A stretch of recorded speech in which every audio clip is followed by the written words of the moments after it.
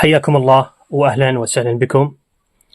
الموضوع اللي عندنا اليوم هاي البطارية اللي موجودة بداخل جهاز اللابتوب. طريقة الفحص، شلون راح نفحص البوردة اللي موجودة هنا والأقلام اللي موجودة بالداخل، نفس هاي الأقلام اللي موجودة هنا. إذا نلاحظ هنا الفولت اللي موجود والملي أمبير 4400 ملي أمبير، وهنا 10.8 فولت، 10.8 فولت. عندنا هاي البوردة اللي فصلناها عن البطاريات.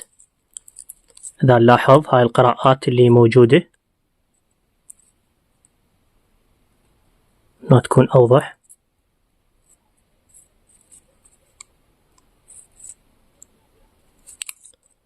هاي الخطوط اللي موجودة. نجي للبطاريات.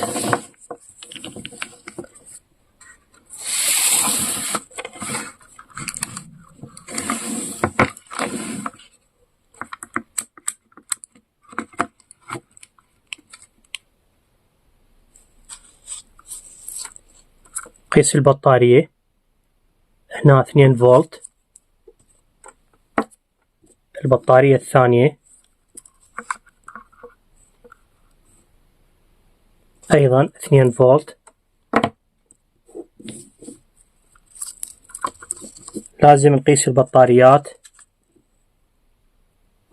هنا عندنا 3 فولت. عندنا الفولتيات ما مستوية بالعناصر أو الأقلام اللي موجودة بداخل هاي البطارية. هاي عندنا 2 فولت، وعندنا هنا الأخيرة عندنا 2 فولت.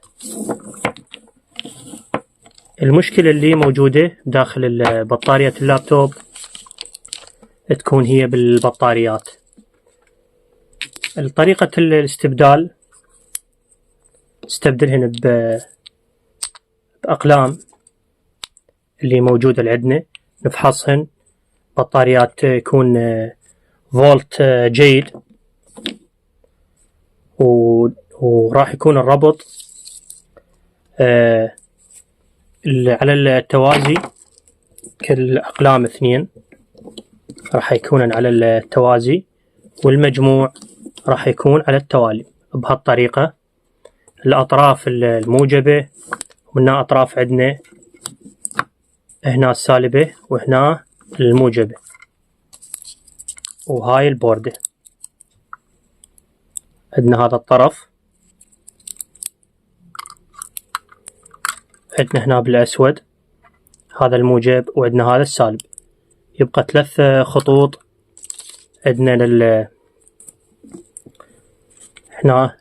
إذا نلاحظ الخطين بالمنتصف عندنا الفولت الأول والفولت الثاني. وشكرا لكم.